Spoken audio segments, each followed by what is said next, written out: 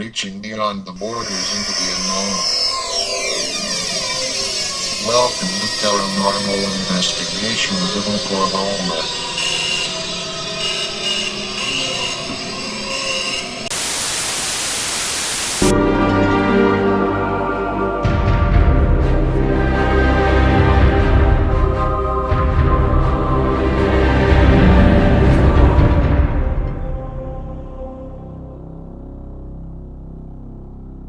Hello and welcome to this edition of Paranormal Investigations of Oklahoma. I am your host, Kale Epperson, and like always, thank you so much for tuning in and subscribing to my YouTube channel. Thank you for the likes on Facebook. I'm so happy that everyone is showing their support for me. Even though this is just an amateur podcast show, it just fills me with joy that I have so much support from friends and family and from the audience itself. Thank you so much. One thing I want to kind of talk on right now, and it's kind of shaking the paranormal community up just a little bit, and it's kind of shock and awe to some people. But if you're a big fan of ghost adventures, Nick Groff just made a surprising announcement on his Facebook and Twitter pages on November 24th. And I'm going to read what he posted. He put, "Thank you everyone for your support through these years. I'm writing to say that I will no longer be part of the Ghost Adventures on the Travel Channel. I am honored to have helped build an amazing paranormal phenomena that has touched people's lives all around the world. I am continuing to research and investigate all things paranormal as I start the journey through the next stage in my life. Much respect and love to all of my GAC and Ghost Adventures fans. See you all soon. Nick Groff, co-founder of the Ghost Adventures crew." Yeah, when this got posted on Facebook, I'm sure a lot of the Ghost Adventures fans, they were just in shock and awe. I guess they really wasn't expecting Nick to be leaving the show. We all heard the rumors in the past where everyone thought Aaron was leaving the show. There was this big conspiracy theory going out there that Aaron was the one that was leaving. A bunch of lies and a bunch of crap got posted on Facebook and stuff, and Aaron got on there and cleared it up that it was a bunch of crap. So it was kind of a shock to actually see Nick leaving. And I'm sure everyone that read all these different posts that Nick was leaving the show, I bet they immediately assumed it was still a fake, it was still a fraud, just like Aaron's incident. Well, apparently, folks, it looks like it's true. And it's true because he posted it. Nick, buddy, if you're out there, full support to you, dude. I know you've been on the show for a long time. I know there's some people out there that are fans of Ghost Adventures. I know there's probably some people that are not. But either way, I still show support to all paranormal researchers out there. All ghost hunters, I give you full support. Because Nick is out there in the field to find out if the phenomena is real or not. Nick, whatever you do in your life, I got your back, buddy. Whatever life leads you, wherever it goes, you got my support. I read a article here, and I don't know if it's true or not. It says Indiana Demon House splits the Ghost Adventures trio apart. I don't know if the article is true or not. I'll go ahead and I'll read it. It's up to your interpretation. Everyone is wondering if the house in Indiana had something to do with Nick Groff's departure. The Ghost Adventures crew co-founder announced on his Twitter page last night that he is leaving the series after 10 years. Nick Groff said he will not be returning back to Ghost Adventures on the Travel Channel. He didn't give any details as to why he was leaving the show. Some of his fans believe that he left the show due to an incident that happened on Zach Bagans' Demon House in Indiana. Bagans has been busy all year filming a documentary there. Other folks think that Groves left Ghost Adventures to work on his new series, Ghost Stalkers, which debuted on the Destination America last month. And here's a statement. "Thank you everyone for your support. On November 4th, Baggins said that he has stopped the production of the Demon House documentary because the house became unsafe for his crew and he called in a priest to come exorcise the home. Baggins didn't comment on whether it was Groff who left the house. There is also no word if he was attached to the project or not. One of my production crew quit on the spot when he heard what the girl was doing when she was possessed. It was then I made the decision that the home was unsafe and called a priest in to exorcise the home. The exorcism was unsuccessful and things continued. For the safety of the crew, we halted production, and it's been months since then. We plan to resume in December, and this is what Zach Baggins said during the interview. Apparently, Baggins purchased the house in January for $35,000. And he started production for the Demon House back in April, but had to temporarily shut down production in the summer due to its unsafe conditions. Productions for the documentary will resume in December. Groff, who is the executive producer of the new Destination America series Ghost Stalkers, which kicked off on the Disney Channel's sister channel last month, it seems Ghost Stalkers will premiere on October 19th.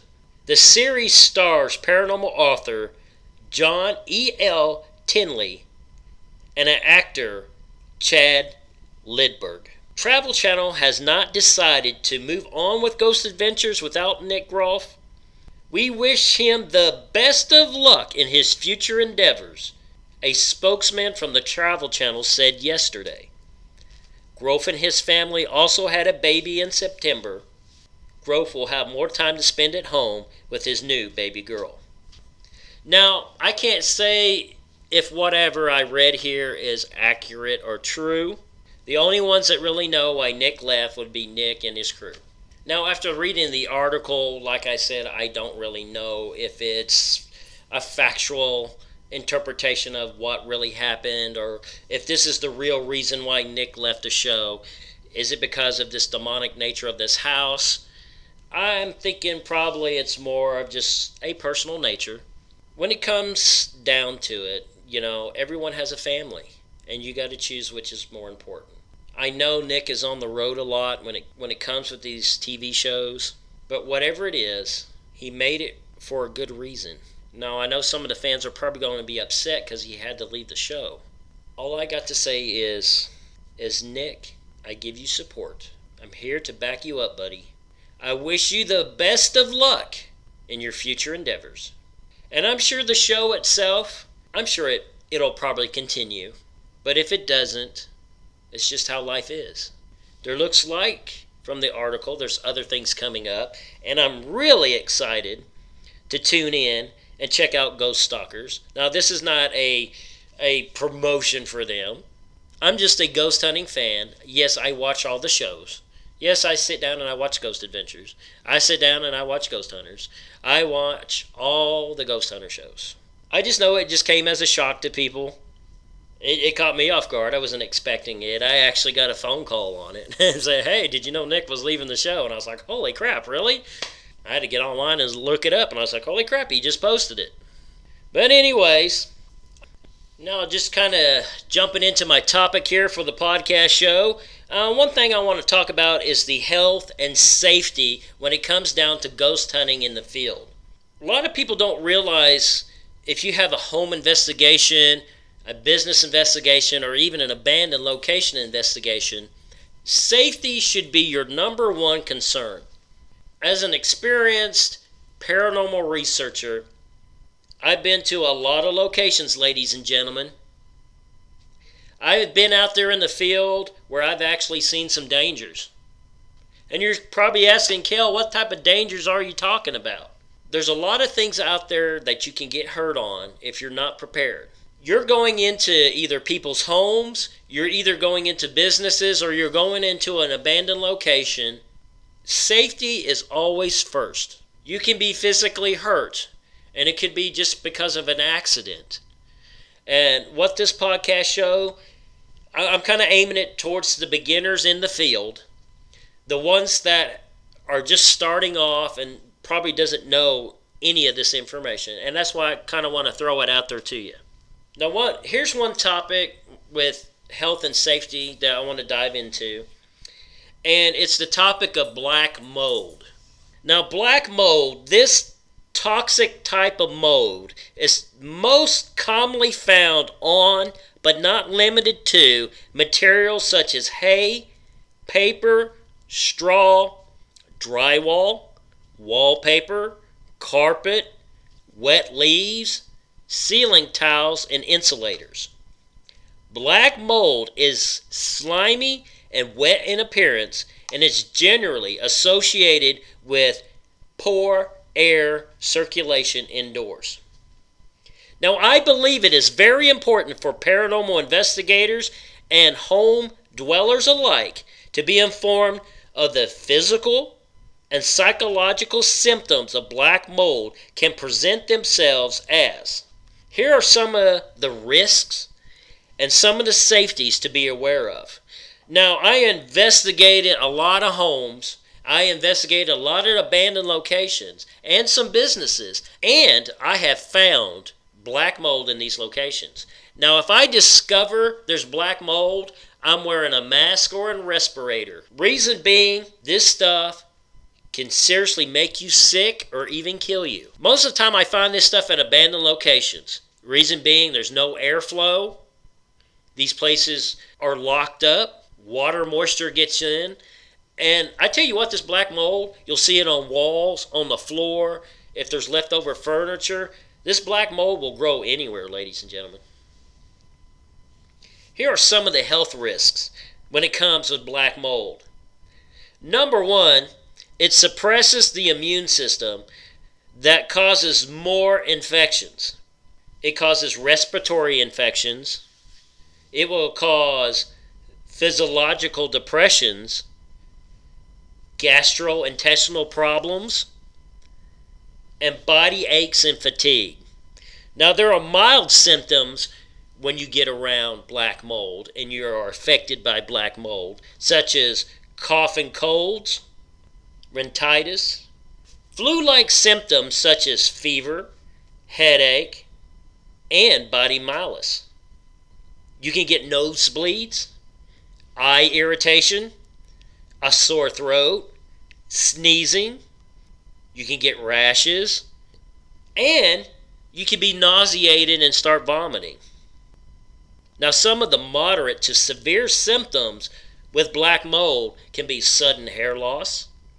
You can have difficulty breathing, abdominal pain, get numbness in the extremities. You can have memory loss. You can be lethargic.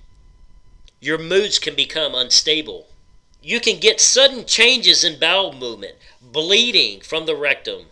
You can have problems with your sinuses, unexplained anxiety, and even panic attacks.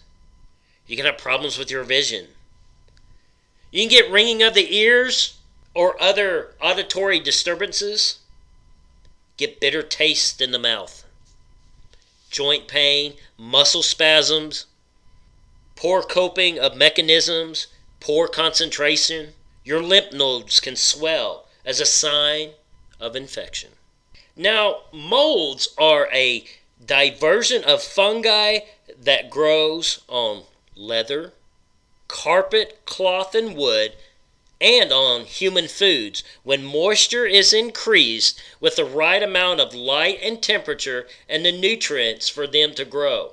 Molds and mildews cause health risks, and the most common of these fungi is the toxic black mold.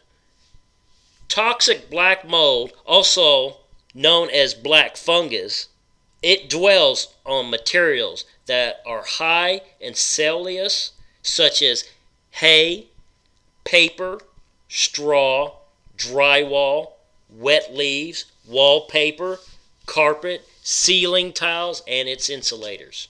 It is slimy and wet, and it's always associated with poor air circulation indoors. The growth of toxic black mold occurs in an extended periods of water damage that allow the growth of the mold. When it comes to black mold, that is just something I'm going to tell you folks you don't want to play around with. Anytime I go on an investigation, like I said before, I always wear a mask. I don't want to risk that chance of getting sick, folks. Of course, I know you're probably asking, well, Kale, besides black mold, what else is out there? What else can get me hurt or make me sick? One thing I like to talk about, especially if you go to an abandoned location, it's the idea of dressing smart. Now, I know you heard on another podcast where I've spoken on this subject before, and I just kind of want to get more detail in it for the newbies in the field. You'll always see me on investigations, and I'm always wearing pants and good shoes or boots with thick soles. Now, reason being, when you go into an abandoned location, you never know what you can get hurt on. I always recommend to get a tetanus shot. You don't have to, but it's always my recommendation.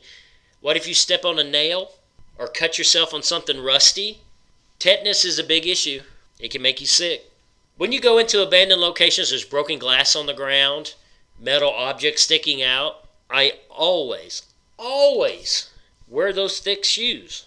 Wear the pants. Now, I understand when it's 100 degrees out and you're investigating an abandoned location where there's no airflow going through this thing whatsoever, you're thinking, Kale, you're freaking crazy. It is going to be, if it's 80 degrees outside, it's going to be 100 degrees inside this building. Very, very rare occasions I'll wear shorts, but I dress smart. Truthfully, folks, I always wear pants.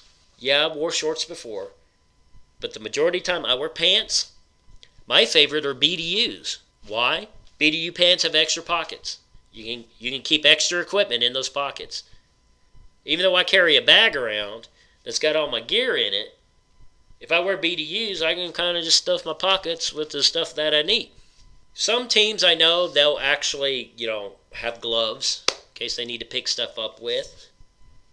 I don't use gloves unless I have to.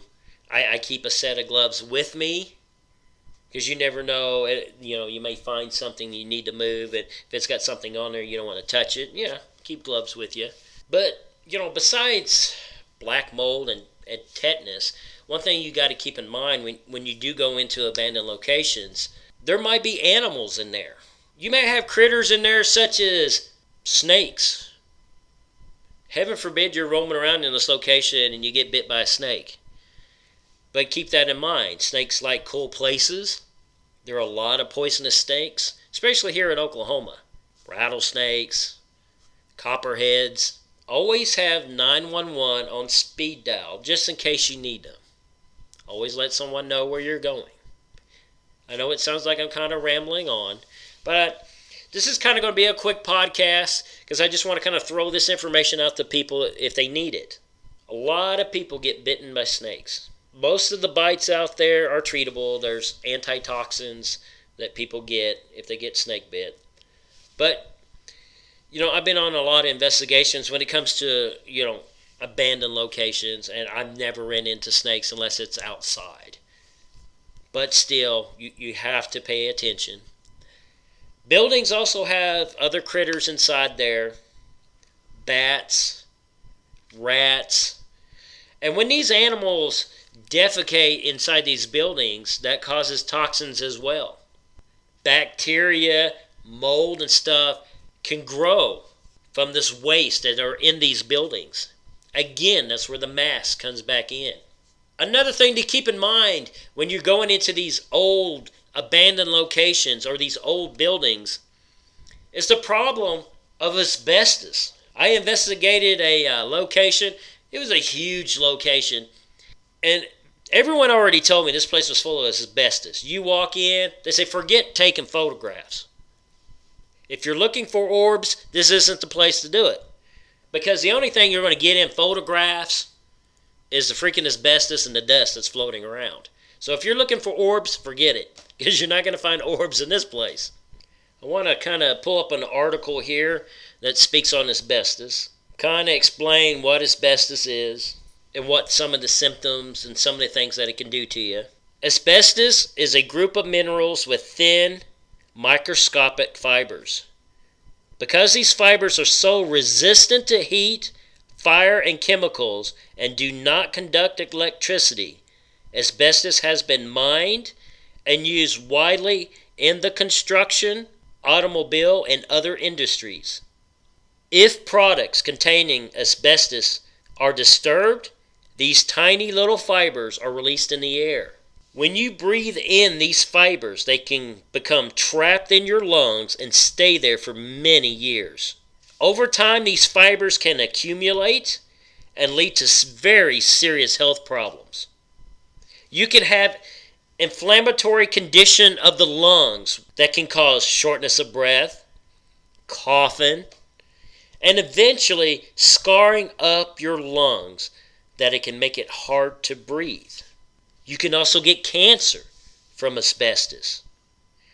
You can get a rare cancer that can affect the lining of the lungs, the chest cavity, and the abdomen. Lung cancer is very serious. Other lung problems, including plaque. You can get plaque that forms inside the lungs. It thickens the membranes that surround the lungs and causes excess fluid to build up, which makes it hard to breathe. Studies have also suggested an association between asbestos exposure and other cancers, including cancers of the gastrointestinal tract, throat, kidney, brain, bladder, voice box, gallbladder, and others. But all that evidence is inconclusive. Asbestos is a serious thing. Black mold is serious. There was a story that I heard about online. It was about a ghost hunter who apparently went to an abandoned location, and it was full of black mold. And the investigator ended up dying from it. Ended up getting all these symptoms and didn't catch it in time and died. That's very heartbreaking. It's very upsetting because they could have implemented safety procedures to prevent it. Now, I got friends that are in the ghost hunting field, and we've been to abandoned locations that's full of asbestos or black mold or animal feces and other nasty crap that's in places. And they're freaking telling me, oh, I'm not scared. I'm not scared going in there. I'm immune to it. I'm good. And I'm thinking, you're freaking crazy. I'll put the freaking mask on, folks. And some of their excuses are, well, I don't want to wear the mask. It's kind of hard to breathe in the mask. Oh, it's so hot outside. It makes it hard to breathe to wear the mask. Yeah, there's some of the masks out there that you can buy that, yes, it is difficult to breathe out of. But there are others that are not. Now, I went to a home department store, and they're now making filtered masks you can put on your face that have a filter on the front of it, where it makes it easier for your airflow to go through. Now, the old school ones that you just wrap around your face, yes, it is kind of hard to breathe in and out because you're forcing the air through that fiber. But now they got the little vent hole on there that makes it a little bit easier to breathe, but it's still filtering out all the dangerous particles and stuff before you breathe it in. Now, one of my friends, when we went on an investigation, she was like, nah, I don't need a mask. And of course, the next day, she was having a hard time breathing because she sucked in all this dust, all this asbestos stuff, and it concerned me. I thought, oh my gosh. And of course, thank goodness she was okay. But it could have easily been the other way around. She could have got sick. Another thing I want to dive into is dust. And you're thinking, dust? That stuff that's laying around on tables and stuff. What do I need to worry about dust for? I've been to locations and invested locations. The dust itself is so thick that it makes it hard to breathe. And the deal is, the more you walk in this location that's full of dust, the more you stir it up. Because you got to think, like this one location that I went to, I wish I could give you the name of it, but I can't. But it's just an old building in the 1800s. And this place is just covered in dust. And I'm sure some of this stuff has been around since the 1800s. But when you're walking around like in the basement area, you're stirring up the dust, you're stirring up the dirt, and you can see it in the air. Now when we take photographs, I hate to say it, you get orb-like photographs, and it's nothing more but dust. The whole picture's just full of it. It's just whited out because it's nothing but dust. I wear a mask because dust itself, you're breathing that into your nose, It gets in your sinuses and it clogs it up and it causes infection because you don't know what's in this dust. Again, what if this dust on the ground, maybe there's a location down there, a little area down there, it might have a little black mold in it. Maybe there's critters down there and there might be a little yucky stuff for the animals. Always wear masks, folks. Always. Other locations you can go to, especially abandoned locations, especially if the air is dry, you got to worry about fire, folks. Now, I know with Oklahoma, it's been a very dry season, especially during the summertime. And one thing everyone needs to worry about is fire danger. And they're like, oh boy, here Kale's talking about fire. Well, here's the deal, folks. One location we investigate at is an old farmhouse, which is way out in the middle of a field somewhere. And with Oklahoma being dry, there's a lot of dead leaves, dead plants, dead grass. And you can risk a chance of starting a fire. Always keep a fire extinguisher handy. Keep 911 handy. And of course, when you get fires, you can get burns. Safety first, folks. I'm kind of just throwing this podcast together because I really want to talk about, safeties in the field. Like I said, this is mainly for the newbies. Because everyone gets excited when you start off into the paranormal field and you're just ready to jump out there and you're not worried about the safeties or the concerns that could be out there. Well, like one of my podcasts, I talked about bringing a first aid kit. You never know if somebody's going to get cut or scratched. And in your first aid kit, you got medicine in there, antibiotics, things you can put on the wound to clean it, to sterilize it. You got Band-Aids. I always keep a kit with me because you never know when you need it. Now, one thing I do before I start any investigation is notify someone where I'm going and then notify them back when I'm leaving the location. So if I investigate an abandoned location out in the middle of nowhere, I will send that location's address or directions to the location to a trusted friend or colleague on the team. In case if there is something that happens and I don't get contact with them back, they know where to send the police or somebody out there to help me. So I will call or message when I get there. We'll do our investigation. Then when I leave, I will message when I leave that location, and I will message back when I made it home and the team has made it home safe. It's just checks and balances, folks. It's just all safety. I know a lot of people, they just don't think about that kind of stuff when they're out ghost hunting in the field. I didn't when I started. Me and the crew, we just got together and we just took off somewhere. We never notified anybody. We went into these abandoned locations. We go out to these cemeteries. We didn't tell anybody. But what if something happened to us? You never know. What if you go out to a cemetery in the middle of the night and you run into somebody that you don't want to run into? Now, people are like, well, Kale, you have always told us not to use your cell phone on investigations. Yes, I have said that. But with phone technology today, things have really changed. The cell phone that I have, there is an option on the phone where you can set it on airplane mode. Now, when you put your phone on airplane mode, what that does, it kills all signal that's coming to your phone. So it won't buzz or beep or do any of that stuff. You can't even call out on it. So when you're doing your investigation, it won't disturb anybody. It won't corrupt your audio. Plus, it won't give you false readings on your EMF equipment. But your phone is still on, and if you have to make an emergency phone call, you can click off of airplane mode and immediately go to normal mode to make your phone call. And for me, I'm a team leader. I lead a group of people into a location. I have to keep my phone on because I might have to make an emergency phone call. But that's what I do. I put it on airplane mode. And if I need to make a phone call, all I have to do is hit that button and click it. And then it's back on normal phone mode, and I can make an emergency phone call. Safety's always first, folks. Like I said, if you're tuning in, you're new, this is kind of for you.